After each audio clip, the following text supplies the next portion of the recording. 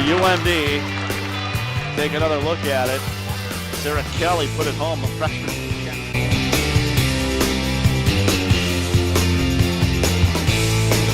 2:05. He's a big young boy. Here's a chance in front. They score! Corrin flipped it in there. Iafallo went to the net. They combined to give Minnesota.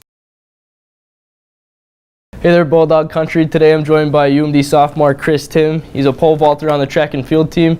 He's joining me today to talk about his decision to donate his bone marrow last month. So, Chris, just walk me through how you made the decision to donate your bone marrow. Yeah, so I mean, it wasn't at the beginning really my decision. I had heard about what Be the Match, the organization, was. I knew my parents were on the registry. I knew a couple of friends who had joined, but I didn't know much about what bone marrow donation was.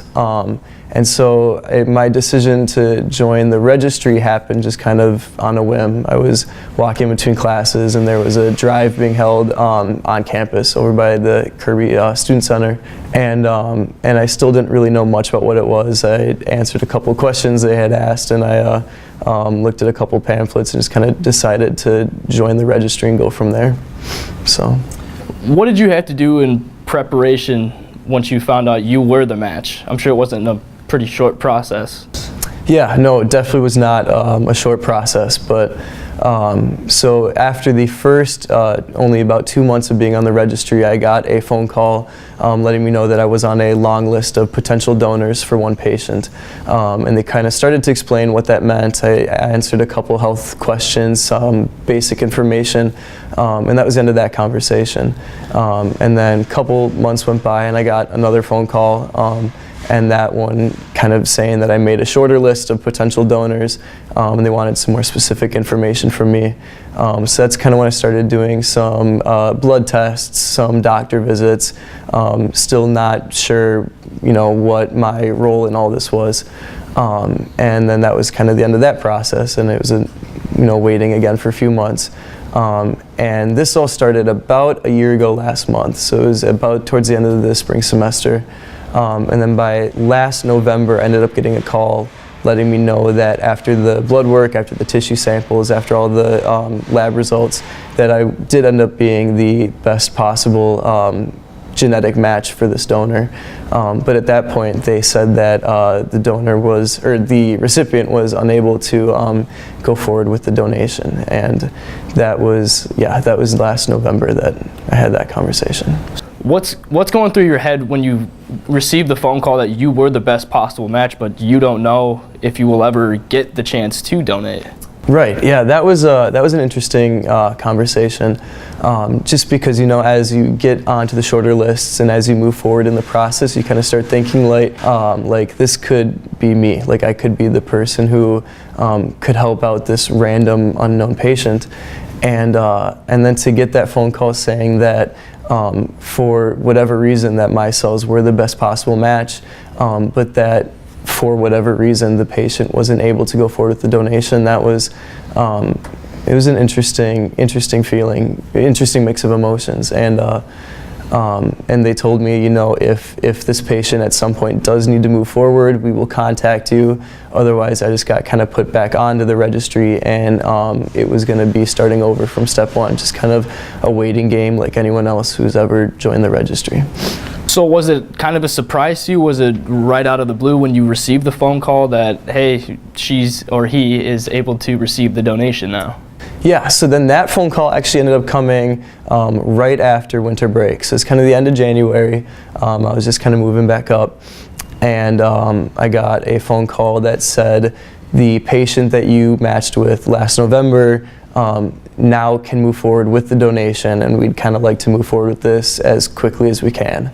And that was interesting too, because at that point I'd kind of just gotten back into the mindset of, you're on the registry just like, thousands of other people are. It's in the back of your mind. You don't really think much of it.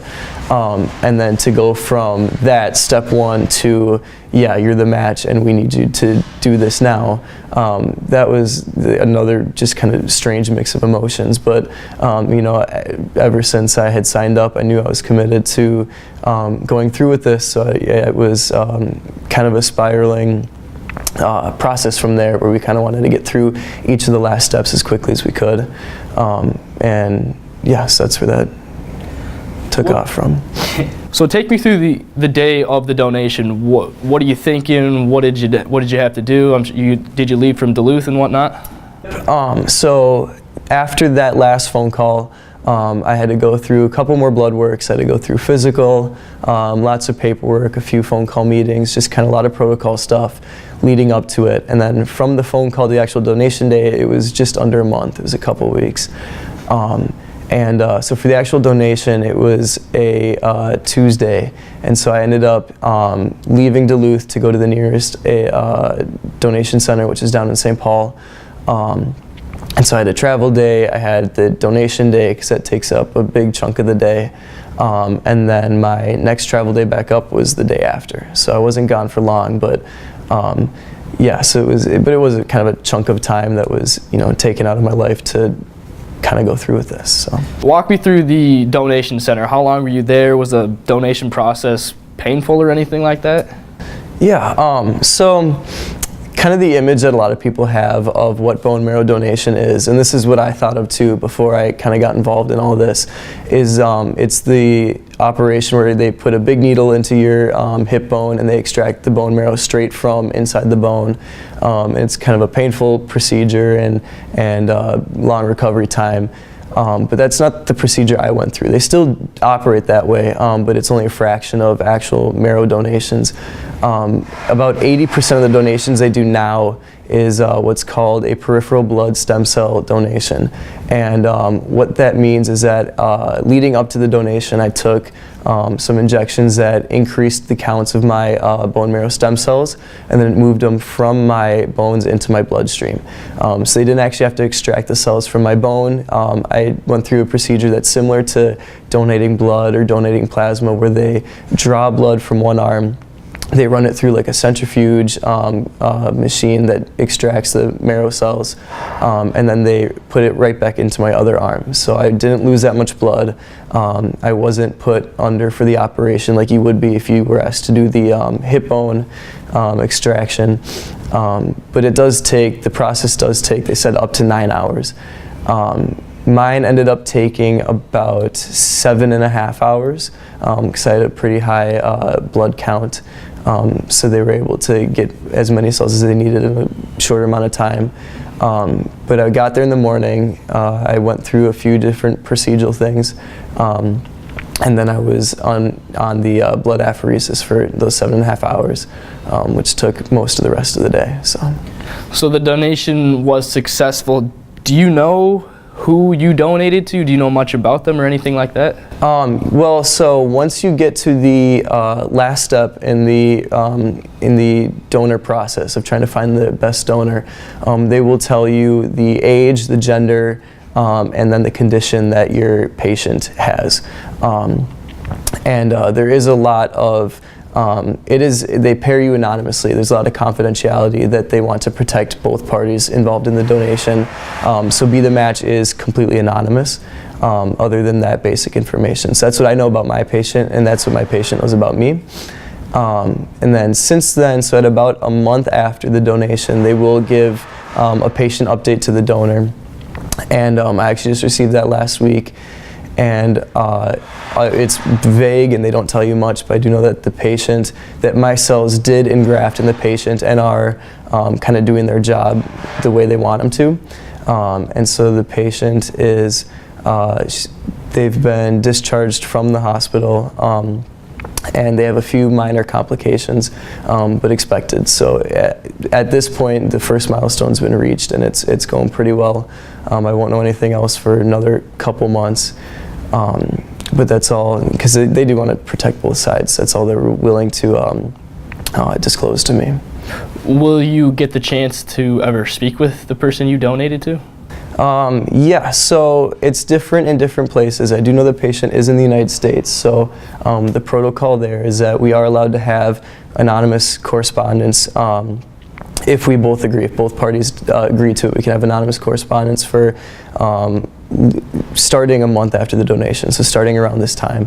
And then after 1 year, if we both parties agree again, then they will release contact information for both sides.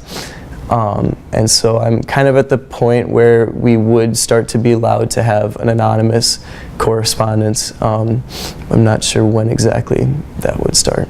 Would you take the opportunity to speak with the person if they consented? That's kind of a tricky question for me. My initial thought on that was that this donation is a gift. I don't want it to be anything more than that. My preparation for this is absolutely nothing compared to this patient's preparation for this. I kind of just want to, I don't know, just personally, I was kind of thinking I wouldn't, but then I was thinking about if I was in their shoes, and I don't know, personally I would want to at least have the opportunity to reach out to somebody if they did that for me. So I think at this point I'm kind of leaning towards I'll at least do the consent on my side and leave it up to the patient, and I'll feel indifferent either way, but to at least open up that opportunity, because at the same time I don't want to withhold something from the patient if they would want to make contact. So I'm still kind of back and forth on that question, but haven't quite decided yet. So. All right, well, I appreciate you taking the time out of your day to speak with me, Chris. Yeah, definitely. Thank you very much.